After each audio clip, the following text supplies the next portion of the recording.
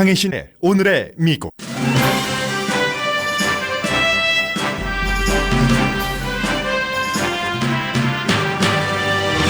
트럼프 대통령이 북미 회담 장소로 판문점을 말하자 김정은 위원장도 좋다고 답했습니다. 북한이 수십 년 동안 회담 준비를 한 데 비해 미국은 장소 등 보이는 것에 너무 집착하는 듯 우려됩니다. 이스라엘 총리가 이란이 핵 협상을 어기고 핵 개발을 했다는 증거가 있다고 기자회견을 했습니다. 백악관은 처음 성명에서 네탄야후 발표를 지지했지만 두 번째 성명에서 입장을 바꿨습니다.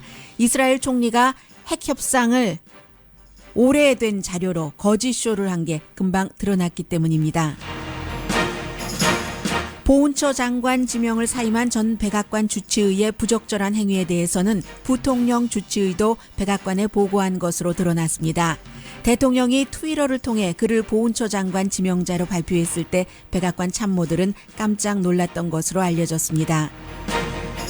존 켈리 대통령 비서실장이 7월경에 사임할 것이며 최근 그는 대통령을 다른 사람에게 자주 바보라고 부른다고 MBC 방송이 전했습니다. 비서실장은 헛소리라고 반박합니다. 켈리 실장이 보훈처 장관으로 자리를 옮길 것이라는 말도 들립니다.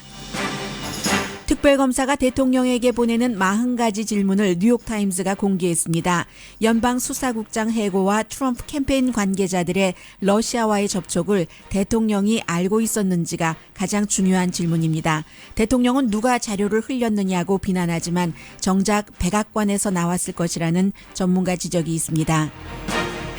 트럼프 대통령이 보복 등을 우려해 유럽과의 무역 전쟁을 한 달 연기했고 일부 국가와는 기본에 합의했습니다. 한국은 수출을 30% 줄인다는 조건으로 철강과 알루미늄 관세 부과에서 영구히 제외됐습니다. 조국의 폭정과 갱단 때문에 못 살겠다고 걸어서 미국 국경에 온 중미 난민 신청자 캐러밴 데일 가운데 8명이 신청을 했고 11명을 미국은 불법 입국으로 체포했습니다. 국제법 때문에 국제사회에서도 지켜보는 이슈입니다. 우버 기사가 팁으로 받은 복권이 당첨되자 또 복권을 사고 또 사서 결국 14만 달러 복권 당첨자가 됐습니다. 여러분 안녕하십니까? 오늘의 미국 강혜신입니다. 아무리 수십 년 동안 사실은 남북한이 어느 정도 무감각하게 지내왔다고는 하지만 최근에 정말 핵 대신 안심할 수 있는 평화 속에서 살 수 있는가 이제 이런 것들을 실제적으로 생각해 보게 됐잖아요. 어제 누구였던가요? 핵 없는 북한은 오일 없는 사우디아라비아와 마찬가지다라고 얘기를 했는데 핵 없는 북한은 프란치스코 교황이 지저스를 포기하는 것과 같다.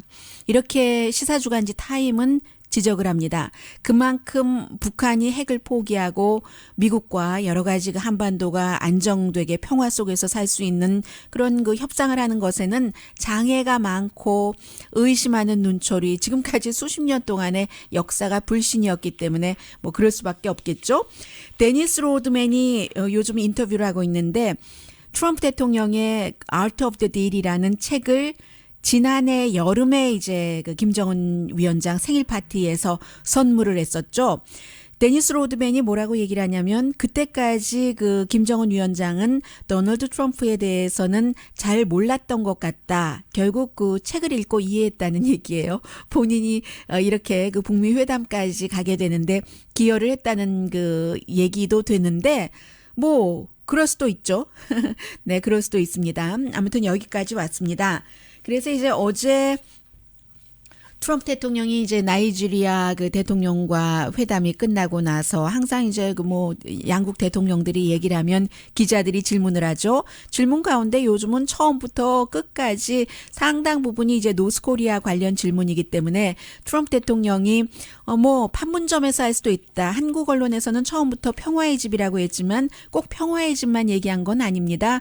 이 피스하우스와 프리덤하우스 자유의 집을 대통령이 함께 얘기를 했고 물론 기술적으로 평화의 집이 3층이고 자유의 집이 1층이고 여러 가지 시설 등을 통해서 평화의 집에서 될 것이다라고 생각하는 사람들도 있습니다만 who knows? 뭐 갈라서 할 수도 있지 않겠어요? 지난번에 그 이설주, 이젠 뭐 여사라고 불러야 되나요? 리설주 여사가 나중에 그 만찬장에 조인을 했던 것처럼 어쨌든 그 트럼프 대통령이 지금까지는 스텝들 가운데서도 아직도 어떻게 김정은의 앞마당에 가서 회담을 할 수가 있겠는가라고 생각하는 사람들이 있답니다. 그러니까 이 싱가포르나 베트남이나 몽골을 얘기를 했는데 뭐 몽골이야 너무나 그 안보 같은 거, 경호 같은 것도 힘들 테고 싱가포르는 뭐 안전하죠. 그리고 뭐 중립적이기도 하고 그러나 이제 북한으로서는 3,074마일이나 평양에서 떨어졌기 때문에 이제 비행 문제 같은 것이 걸리는 것이고요. 게다가 트럼프 대통령이 먼저 트윗에서 어제 이런 얘기를 하고 그리고는 이제 나이지리아 대통령과의 기자회견에서 다시 한번 확인을 했는데 왜 그랬겠습니까?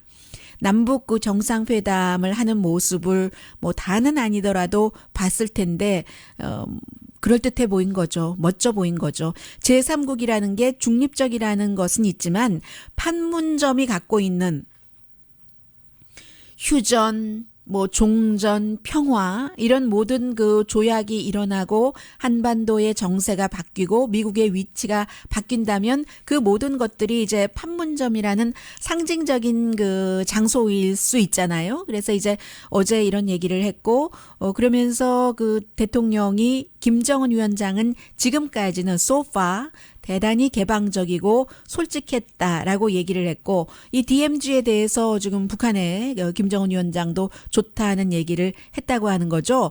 그런데 미국에서는 여전히 앞서 말씀드린 것처럼 북한이 핵을 어떻게 포기할 수가 있겠는가. 프란치스코 교황이 예수회의 프란치스코 교황이 지저스를 포기하는 것과 같다라고 얘기를 하는 것처럼 공화당에서도 민주당에서도 걱정을 합니다.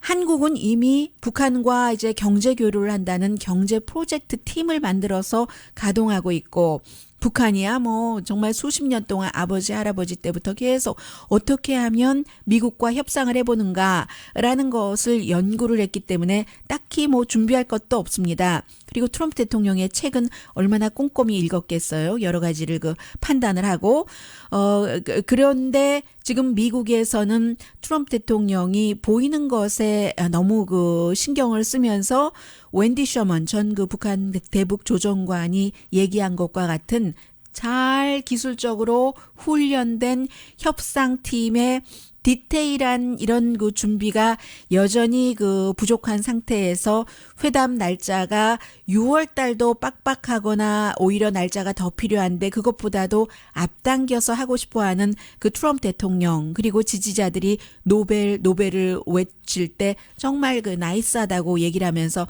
아주 그 흐뭇한 그 표정을 지었던 트럼프 대통령을 걱정을 하는 거죠. 트럼프 대통령은 이제 판문점에서 그 평화조약 임시로라도 나중에 이제 또 중국과 해야 될 부분도 있으니까요. 그렇게 뭔가를 맺었을 때 정말 잊지 못할 그런 그 장소가 될 수는 있겠습니다만은 어쨌든 너무 이 그 극장적인 보이는 것에 집중을 한다고 할까요? 이게 남북 정상회담은 끝이 아니라 길을 놓는 것이기 때문에 상징이 중요하고 보이는 것과 느낌이 굉장히 중요합니다. 그러나 북미 회담은 그 느낌과 상징이 아니라 컨텐츠가 중요한 것인데 지금 그런 걱정을 하는 사람들이 상당히 많아요. 미국 뭐 CNN 방송을 비롯한 그 케이블 방송은 전부 특파원을 통해서 김정은 위원장도 DMZ에서 회담하는 것에 동의했다는 내용을 전하고 있습니다. 그리고 제가 한 가지 안심되는 것 한 가지를 전해드리겠습니다. 굉장한 뉴스였는데요. 그 벤자민 네탄야후 이스라엘 총리가 이란 핵과 관련해서 뭐 이란과 이스라엘은 완전히 지금 뭐 적이니까는요. 그래서 한 2개월 전에 트럼프 대통령에게 이란이 아직도 그 핵무기를 개발하고 있다 비밀리에 이런 브리핑을 했습니다. 그 자리에는 부통령도 있었고 뭐 그때는 뭐 국무장관도 렉스 틸러슨이었고 지금 국가안보보좌관도 존 볼튼이 아니라 HR 맥메스터였는데 존 켈리 비서실장도 그 자리에 참석했었고요. 3월 5일이었습니다. 그리고 나서 그 대통령이 계속 그 이란 그 핵협정 이제 3개월마다 한 번씩 리뉴를 하기 때문에 60일인가요? 3개월인가요? 하기 때문에 5월 12일인데 지금까지는 지금 빠져나오겠다는 얘기인데 벤자민 네탄야후의 얘기를 듣고 나서 대통령이 더욱 그런 생각을 더 많이 하게 됐고 지난 토요일에도 전화를 했어요. 그리고는 이제 마이크 폼페오 국무장관이 임명장을 받자마자 간 곳이 중동이고 벤자민 네탄야후를 만났습니다. 뭐 요르단 뭐 이런 곳을 거쳐서요. 만나서 역시 그 마이크 폼페오도 이란 그 핵 협상을 계속하지 않을 것 같다라는 얘기를 했고 트럼프 대통령 뭐 이란 핵 협상은 미국 역사상 최악의 협상이라고 얘기를 했습니다. 그리고는 어제 벤자민 네탄야후가 기자회견을 했는데 아주 그 빅쇼였어요. TED 빅쇼였는데 이란이 핵 프로그램에 대해서 안 한다고 지금 동결했다고 거짓말을 하고 있다면서 일어서서요. 컴팩트 디스크 뭐 여러 가지 그 지도 자료 등등을 통해서 보여줬습니다. 내가 수천 개의 파일을 갖고 있다고 기자회견을 또 따로 하기도 했어요. 그랬는데 그리고 나서 백악관이 이제 물론 이란도 뭐 평화 목적으로 뭔가를 조금씩 할 수는 있겠죠. 근데 네탄야후가 그래프도 보여주고 슬라이드 사진 같은 것을 쭉 그 보여주면서 이란이 이거 봐라 이렇게 이거 어기고 있는데 이 협상을 계속 지속해야지 될 이유가 없다고 얘기를 했습니다.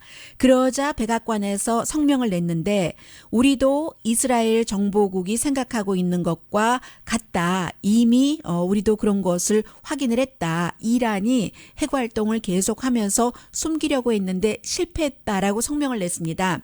그러자 이제 많은 전문가들이 쭉 그 지적을 하면서 이제 IAEA 같은 그 곳에서도 이란은 2009년 이후에는 사실은 이란 핵 협상은 2015년인데 2009년 이후에는 그 같은 그 핵 활동을 했다는 증거를 우리가 갖고 있지 않다라고 발표를 했고 그 뒤에 백악관이 두 번째 성명을 냈습니다. 지금 트럼프 행정부가 이 정도로 그 외교적인 것에 상당히 미숙해요. 제가 자꾸 그 북한이 걱정돼서 드리는 말씀입니다. 두 번째 성명에서는 우리가 has와 had를 잘못 단어를 썼다. 이란이 핵 활동을 has been이 아니라 말하자면 그 had였다는 얘기예요. 과거형이라고 했었어야지 되는데 우리가 has 지금도 하고 있다는 그 현재 진행형으로 잘못 썼다. 더 이상 이란은 핵 프로그램을 안 갖고 있다. 문법상으로 시제적인 그 착각을 했다. 이게 다시 백악관이 두 번째 그 발표한 그런 겁니다.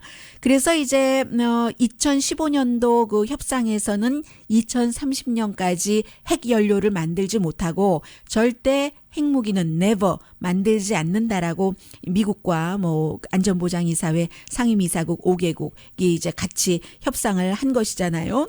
이란 외무상이 벤자민 네탄야후 이스라엘 그 총리가 가짜 자료를 가지고 그게요. 언제 자료냐면 핵 협상을 하기 12년 전인 2003년도 자료입니다.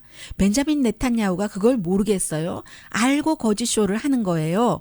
그러니까 이란 외무상이 정말 헛웃음을 웃으면서 벤자민 네탄야후의 쇼가 너무나 유치하고 터무니없는 게임이다. 이렇게 한마디로 그 커멘트를 했습니다. 그리고 오늘 뉴욕타임스와 이스라엘 관계자가 인터뷰를 했는데 이스라엘이 트럼프 대통령이 이란 핵 협상을 그냥 찢어버리려고 압력을 넣기 위해서가 아니라 뭐 트럼프 대통령이 이란 핵 협상을 깬다고 했으니까 우리는 그 트럼프 대통령의 입장을 지지한다는 뜻에서 그래서 뭐 이렇게 벤자민 네탄야후가 뭐 기자들에게 브리핑을 한 거다 이런 식으로 얘기를 했거든요.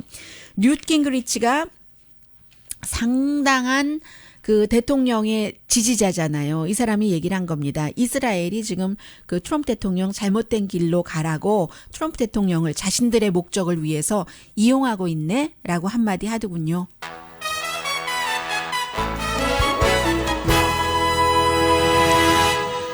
이란 핵협상 이 딜을 트럼프 대통령이 어떻게 처리하느냐. 핵협상을 깨던 이어가던 그 북한 김정은 그 위원장이 가장 그 눈을 뜨고 지켜볼 사람일 겁니다. 두 가지 경우에 다 대비를 하고 있겠죠. 잠시 뒤에 여러분들이 지겨워하실까 싶어서 사실은 꼭 전해드려야지 될 때도 그 러시아 스캔들 관련 뉴스를 제가 많이 빼고 있거든요. 그런데 전화로 물어보시는 분들도 계세요. 오늘 뭐 중요한 내용도 나왔고 비서실장이 아무래도 자리를 얼마나 유지할 수 있을지 모르겠어요. 보훈처 장관으로 갈지 아니면 그만둘지. 지난번에 그 렉스 틸러슨 국무장관이 모런이라고 대통령 바보 천치라고 멍청이라고 불렀다고 하는 얘기가 나왔고 끝내 그 자리 물러날 때까지 했다 안 했다를 밝히지 않았는데 이번에는 대통령 비서실장이 존 켈리하고 친하잖아요. 예, 이디엇이라고 바보라고 사람들 만나면 대통령을 그렇게 부른다는데요. 잠시 뒤에 전합니다.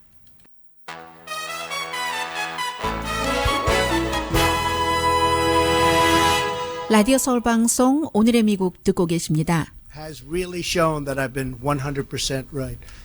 네, 이란에 대해서 그 100% right이라고 얘기를 하는 건데 이란에 대해서 지금 그 트럼프 대통령이 핵 협상을 깬다고 한다거나 그 여러 가지 재협상을 해야지 한다고 하는 그런 것이 북한에 대해서 그 좋은 메시지를 그 보내는 거다. 그래서 그 100% 내가 이란에 대해서는 옳게 지금까지 그 해왔다라고 얘기를 하고 있습니다. 그래도 자꾸 걱정이 돼요. 어쨌든 그 이란과의 핵 협상에 대해서는 더군다나 이 한 가지 더 말씀드릴까요? 트럼프 대통령이 이제 그 사이에 뭐 이제부터는 그 북한과 그 회담을 하는 게 불과 얼마 남지 않았기 때문에 트윗으로 뭐 특별히 그 김정은 위원장에게 적대적인 것 할 것 같지도 않고 뭐 예를 들어 조금 부적절한 트윗이 있다 하더라도 뭐 그게 크게 그 북한의 김정은 위원장이 문제 삼을 것 같지도 않죠. 그런데 이제 그 대통령이 라니 잭슨이요. 지금은 대통령 주치의도 아닙니다. 백악관 의료팀에서 일하긴 하지만 보훈처 장관으로 지명되고 나서 뭐 여러 가지 그 이슈가 나오고 술 먹고 근무했다던가 아니면 그 처방약을 오피오이드를 포함해서 남용 처방을 했다던가 주변 사람들과 싸우고 심지어는 부통령 주치의와도 거의 그 뭐 싸운 거죠. 그래서 부통령 주치의가 저 사람과 같이 일하고 싶지 않아서 그만둘까 하는 생각도 했답니다. 왜냐하면 이 개인 사생활 보호 때문에 자세히 얘기되고 있지는 않는데요. 마이크 펜스 부통령의 와이프 캐런 펜스가 캠프 데이비드에서 육군병원 그 월터 리드로 간 적이 있답니다. 그때에 대통령의 주치의인 라니 잭슨이 좀 부적절하게 뭔가를 했고 그리고 특히 연방 사생활보호법에 위배되는 것을 부통령의 와이프에게 했기 때문에 부통령의 와이프와 부통령이 이제 백악관의 그 켈리 그 비서실장에게 말해라 하면서 탑 보좌관에게 얘기를 해서 탑 보좌관 비서실장에게 왜냐하면 이제 부통령 주치의와 대통령 주치의가 거의 말하자면 그냥 우리 저작거리 얘기로 하면 대판 붙을 뻔한 겁니다. 붙었는지도 모르죠. 그래서 저렇게 해서 대통령의 주치 힘든데 하고 백악관에 경고를 했다는 거예요. 그러면 이제 여러 가지 그 사람과 함께 일했던 뭐 몇십 명의 이런 것들이 대통령과 라니 그 잭슨은 거짓이라고 얘기를 하고 있지만 꼭 거짓은 아니다 하는 게 이 부통령의 주치의를 통해서 좀 어느 정도는 증명이 됐고 그래서 결국은 이 잭슨이 보훈처 장관 그 지명해서 사임했잖아요. 그리고는 이제 그냥 더 이상 대통령의 주치의도 아닌데 그런 일이 지난해 9월 달에 있었기 때문에 부통령 주치의가 백악관에 경고한 것이 그 대통령 주치의에 대해서 그래서 대통령이 이 사람을 자신의 주치의를 보훈처 장관으로 지명한다 하는 트윗을 했었을 때 대통령에서 참모들이 어안이 벙벙했답니다. 아니 이런 일이 있었는데 그리고 FBI의 신원조회도 끝나지 않았는데 그랬다는 거예요. 그래서 이제 아직도 이렇게 그 부주의한 그 대통령 이슈가 요즘은 뭐 전부 북한 쪽과 연관이 돼서 걱정이 되고요. 어쨌든 그래도 그 이란 핵 협상에 대해서는 벤자민 네타냐후의 가짜 그 브리핑 그 언론 쇼에 대해서 그래도 그나마 하루에 2번 성명을 반대되는 성명을 발표는 했을지언정 고치기는 했잖아요. 그래서 이제 그런 부분으로 믿고 싶습니다.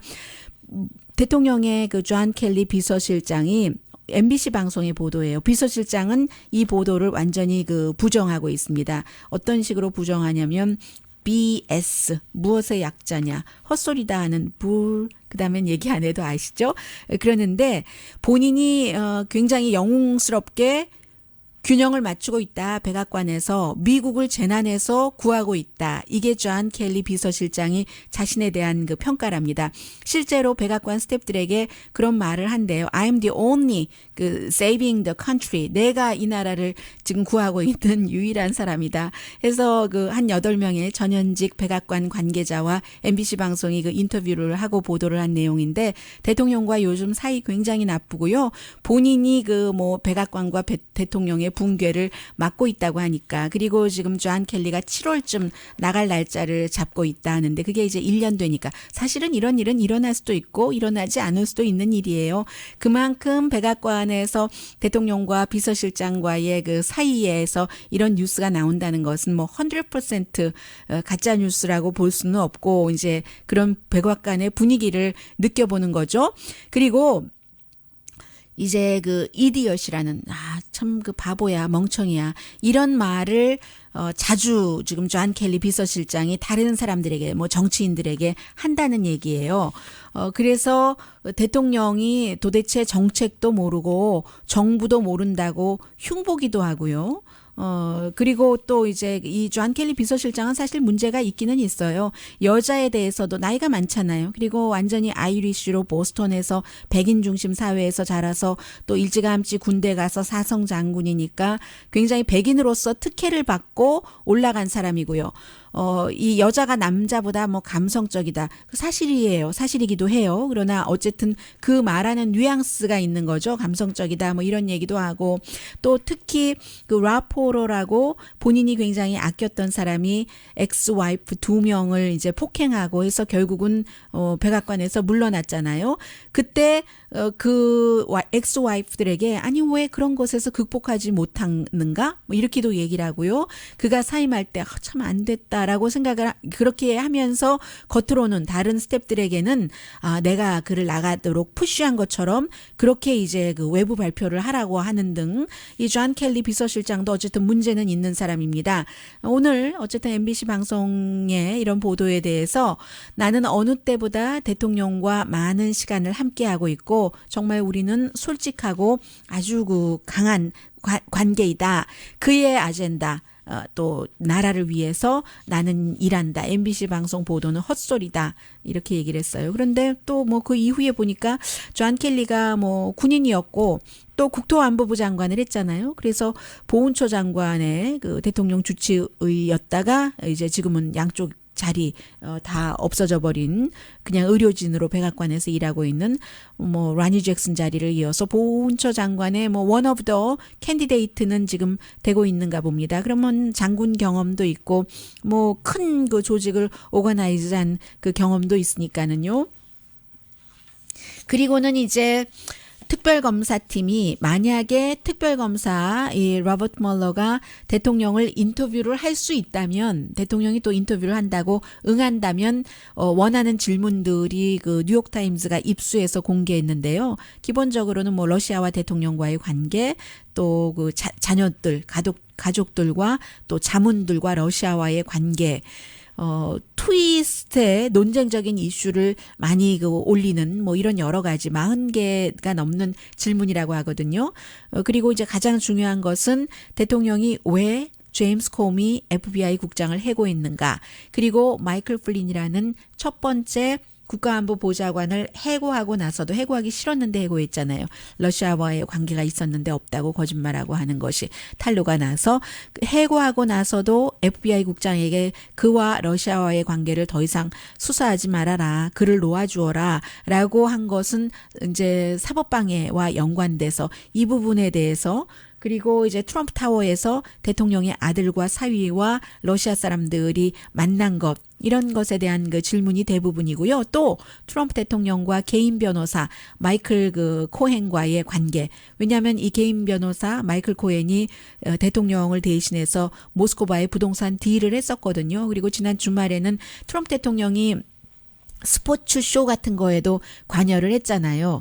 그래서 그 스포츠 쇼의 그 오너였고 그러면 마이클 코헨이 관리를 하는 사람으로서 러시아의 그 어떤 그 무술하는 선수와 같이 대통령이 뭐 사진을 찍은 것도 있는데 트럼프 대통령도 푸틴 대통령도 그래서 이제 그 관련도 지금 조사하고 있거든요.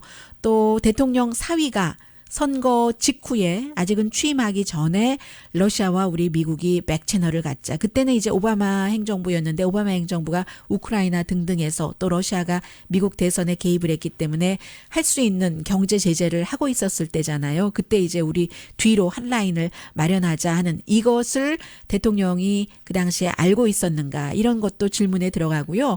그리고 폴 매나포트 캠페인 의장을 포함해서 캠페인 그 관계자들이 트럼프 캠페인 관계자요. 러시아가 이 트럼프가 당선되도록 돕겠다고 한 것, 이걸 대통령이 알았는가, 뭐 이런 부분들을 이제 그 질문에서 이제 묻겠다는 거예요. 그랬더니 대통령이 이거 뭐 누가 흘렸느냐, 뭐 우리 팀에서 흘렸을 리가 있어? 이것이 그 흘렸을 리가 있어? 하고 얘기를 하는데 특검팀에서 흘렸을 리는 없을 것 같고요. 지난번처럼 이렇게 깜쪽같이 특검팀은 정말 아무도 무슨 일 하는지 모르게 하고는 결과를 내놨었기 때문에 특검팀이 흘렸다고는 생각되지 않고 전에 특검팀에서 일을 했고 지금은 이제 그 CNN에서 법 분석을 하고 있는 마이클 그 젤딘스가 얘기하기를 백악관 자문들이 흘렸을 수가 있다. 왜냐하면 이제 여러 가지 뭐 여론도 보고 등등 그 특별한 그 목적이 있어서 특히 이 그 뉴욕 타임스가 쭉 그 질문을 공개를 했어요. 질문 공개한 거 보면은 문법도 많이 틀리고 특검에서 대통령의 그 법률 자문에게 어떤 질문서를 줄 때는 그러면 문법 틀리는 질문서는 절대로 갈 수가 없다. 뭐 이런 얘기도 지금 하고 있어요. 그러니까 러시아 스캔들은 여전히 이어지는 것이고요. 션 해니티 하면은 팍스의 대통령의 친구고 정보통이고 골프 파트너고 자문이고 무엇보다 누구나 다 아는 대통령의 치어리더입니다. 이 멀러 특검의 뭐 질문이라는 것에 대해서 아주 멍청하군 하면서 뉴욕타임즈의 이 기사는 벽난로에 던져서 태워버려라 이렇게 얘기를 하고 있습니다. 그래서 사람들이 생각하는 것만으로 사람을 벌하거나 기소할 수 없다.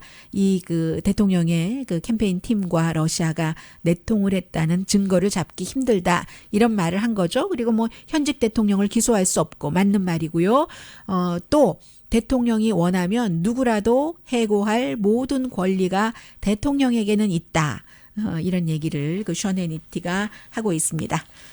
자, 잠시 뒤에는 한국과 미국이 무역 딜에서 무역은 경제는 경제대로, 정치는 정치대로 그렇게 할 때가 있습니다. 국제관계에서. 그러나 정치와 경제가 이렇게 오버랩 될 때가 있고요. 또 그 미국 단어로 밍글될 때도 있고요. 지금 한국과 미국의 무역 딜은 다른 나라와는 달리 철강과 알루미늄요 수입 관세에 대해서 한국만 유일하게 영구하게 그 수입 관세에서 이제 그 빠져나오는 그런 그 국가가 됐거든요. 그리고 다른 나라는 지금 뭐 또 한 달짜리예요.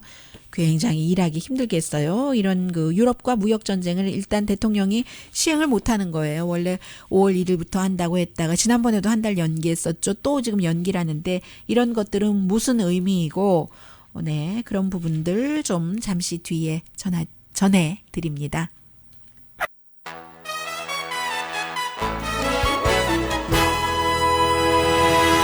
라디오 서울 방송 오늘의 미국 듣고 계십니다. 지금 뭐 연방준비제도 이사회 이자율은 당분간 몇 달 동안은 안 올릴 것으로 그렇게 예상이 되죠. 여러 가지 그 상황상. 그리고 유럽과의 무역 전쟁 연기 말씀을 드리겠습니다. 캐나다, 멕시코, 유럽 연합과 철강 25%, 알루미늄 10% 관세 임시 유예. 오늘 원래 그 0시 1분에 그 끝나서 시작이 됐어야지 되는 거거든요. 한 달 그 연장을 했습니다. 그리고 호주, 아르헨티나, 브라질과는 원칙에는 합의를 했답니다. 디테일이 이제 이 30일 안에 결정이 되는 것이고 한국은 확정됐죠. 수출을 그 현재에서 30% 줄이기로 70% 하기로 그리고는 이제 그 관세 부과는 없는 유일한 그 예외가 된 국가가 됐어요. 여러 가지 뭐 트럼프 대통령과 누구죠? 문재인 대통령이 두 사람이 또 남북 정상회담 끝나고도 75분 동안이나 대화를 하고 했잖아요. 이럴 때 뭐 처음부터 끝까지 뭐 남북 정상회담 얘기를 했을 수도 있지만 중간에 그 얘기를 하더라도 이 이슈가 지금 걸려 있기 때문에 이제 그 여러 가지 그 분위기가 있잖아요. 아무튼 네 그래서요. 그 문재인 대통령이 김정은 위원장에게 판문점에서 그럼 만나기로 해라 하고 설득을 시켰다고 하고요. 그래서 지금 그 다시 이 그 관세 문제로 돌아오면은 굉장히 지금 사람들이 사업하기 힘들다는 얘기예요. 아니 좀 장기적인 계획을 세울 수가 없잖아요. 시간과 돈이 미국 사람들에게 많이 들어가는 겁니다. 대통령이 이거 뭐 이렇게 하겠다고 했다가 조금 있다 지금 두 번째인데요. 이게 미국만이 그 다른 나라에 관세를 부과한다고 미국만 좋은 게 아니기 때문에 그렇죠. 예를 들어서 미치 매코넬 그 상원 공화당 대표가 있는 지역에서 나는 벌번에 유럽에서 관세 확 붙이겠다고 하고 또 공화당의 하원 의장 지역에서 만드는 그 뭐 할리 데이비스 같은 것을 또 관세 확 붙인다고 하고 민주당은 봐주느냐 그것도 아니었어요. 낸시 펠로시 샌프란시스코가 지역구인 민주당의 그 하원 원내대표 그 지역에서 만드는 그 리바이스 진에도 뭐 관세를 막 붙인다고 하고 하니까 미국에서도 이제 그 주춤주춤 할 수밖에 없는 거고요.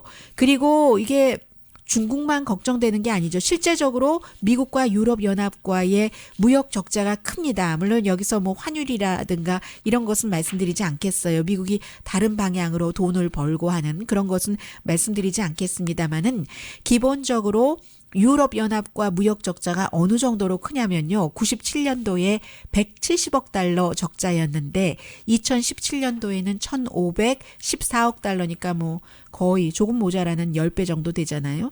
이게 다 근데 왜 그러냐면 상당 부분은 독일 때문입니다. 독일이 굉장히 잘 살잖아요. 그 스페셜티를 계속 갖고 가기 때문이죠. 미국은 뭐 인건비 비싸고 노동법, 환경법 등등 때문에 베네핏 때문에 이 제조업이 더 이상 그 지탱을 할 수가 없지만 아웃소싱을 할 수밖에 없지만 독일 같은 경우는 아주 특별한 것들을 독일만의 것을 비싸게 만들기 때문에 그래서 미국이 독일에서 그 지난해에 얼마를 수입을 했냐면 1,177억 달러 정도를 수입을 했는데 EU 전체 국가에서 수입하는 것의 27%가 독일에서 수입을 했거든요. 왜냐하면 자동차. 미국 사람들 얼마나 그 머세디스 벤츠 좋아해요. 뭐 BMW 좋아해요. 물론 그것도 사실은 미국에서 많이 조립하고 만들기도 해요. 그 밖에 독일에서만 만들 수 있는 예를 들어 미국의 보잉에서만 만들 수 있는 뭐 항공기라던가 뭐 전투기가 있다면 독일에서만 만들 수 있는 제조 공장에 들여놔야지만 되는 장비가 이퀴프먼트가 있잖아요. 스페셜한 그런 이퀴프먼트를 독일에서 사지 않으면 안 되기 때문에 뭐 스스로 만들려고 하면 돈이 더 들기 때문에 독일에서 이런 것을 계속 이어왔기 때문에 그런 거죠. 그래서 독일도 마찬가지로 미국에 굉장히 이런 것들을 많이 팔기 때문에 미국 시장에 의존하니까 앙겔라 머르켈도 숫자상으로 이런 뭐 수입 뭐 그런 그 돈 뭐 적자 이런 게 나오니까 조금은 이제 트럼프 대통령에게 양보를 또 하겠죠.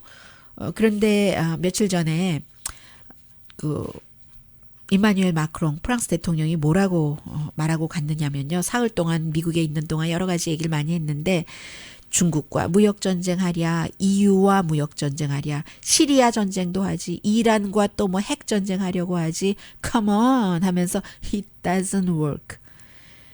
미국이 동시에 이런 모든 나라와 뭐 각양각색의 무역, 실제적인 전쟁 같은 것을 다 하는 것은 그건 절대로 미국이 성공할 수 없다. 그리고 동맹국이 필요하다라고 얘기하면서 우리는 프랑스와 영국, 독일은 함께 이 그 미국의 이런 그 무역 그 관세라든가 이런 것에 대해서 함께 우리는 대처를 하고 있다.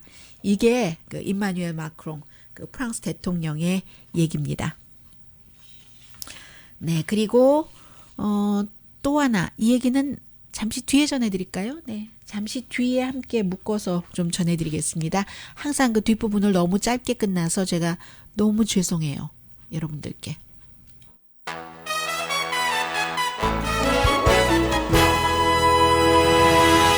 라디오 서울 방송 오늘의 미국 듣고 계십니다. 국제법에 따르면 미국은 난민 신청은 받아들여야지 됩니다. 그런데 이제 2012년부터 2017년까지 온두라스, 과테말라, 뭐 엘살바도르에서 그 난민 신청을 하면 뭐 4분의 3은 거부가 됐어요. 이게 지금 캐리번이라는 그 난민 신청자 티와나 그 샌디에고 그 국경에서 한 200여 명 있다고 하는 사람들이잖아요. 11명을 불법 입국했다 해서 어제 그 법무부가 기소를 했습니다. 그리고 이제 그 많은 사람들이 8명이 이제 첫 번째 그 난민 신청을 했거든요. 돈이 없는 사람들이니까 우리나라에서 정부의 그 폭정이 너무 힘들어서 그리고 또 뭐 주변에 그 마약 갱단들만 있고 너무 살 수가 없습니다 하고 아이 그 안고 업고 온 뭐 엄마 아기 뭐 이런 사람들이잖아요. 그래서 8명인데 두 자녀와 함께 그 했고 140명 이상은 지금 대기하고 있고요. 미국에서 많은 자원봉사 그 변호사들이 이 남미에서 온 그런 그 캐리번 멤버들에게 잘못하면 몇 개월 구류될 수도 있고 부모와 아이가 떨어질 수도 있다. 이렇게 경고를 하는데도 그래도 우리나라에선 더 이상 살 수가 없습니다 하고 신청을 한다는 사람들이 많습니다. 어제 제가 자세히 전해드리지 못했는데요. 영국에서도 예전에 2차 대전이 끝나고 나서 사람들이 필요했잖아요. 간호사도 필요하고 철도를 놓을 사람들도 필요하고 그래서 그 당시에 이제 뭐 과테말라 등에서 사람들을 리크루트를 한 거예요. 첫 번째 그 이민배가 엠파이어 윈드러쉬라는 이름이었는데 그래서 윈드러쉬 제너레이션이라고 이름을 붙여서 1948년도에 처음으로 영국에 온 사람들이에요. 이 사람들은 자동적으로 법적으로 영국에서 살 수 있도록 그렇게 했는데 이게 영국 내무장관이 이 사람들을 뭐 어떤 10%씩 타겟으로 해서 줄이겠다. 안 했다고 하고 한 것이 그 테레사 메이 영국 총리에게 편지 보낸 게 들통나서 결국은 사임하고 말았잖아요. 이런 일이 있었던 것은 역시 그 가디안의 보도 때문에 그랬고 영국 사람들이 하는 얘기가 있어요. 영국 사람들은 여기서 살 권리가 있는 사람들은 공정하게 인간적으로 처우하고 정부가 살 권리 없는 사람들을 추방하는 것은 인정한다. 미국에서도 그 이민 내에 있어서 불법 체류자 가운데서도 뭐 드리머 같은 사람들은 보호를 하고 정말 그 법을 위반하는 형법 위반자 불법 체류자를 추방하는 것은 당연하게 생각하고요. 뭐 그런데 이제 민주당은 그것보다 조금 더 나가고 공화당은 그것보다 더 나가서 문제죠. 네, 그 승객이 $5짜리 티켓을 팁으로 줬는데 우버 기사가 이것을 사고 또 사고 또 사고 그야말로 굴려서 6주일 뒤에 $14만 당첨돼서요. 자동차도 고치고 부모님에게도 선물 드리고 그래서 그 팁 준 사람 찾는데요. 강혜신이었습니다.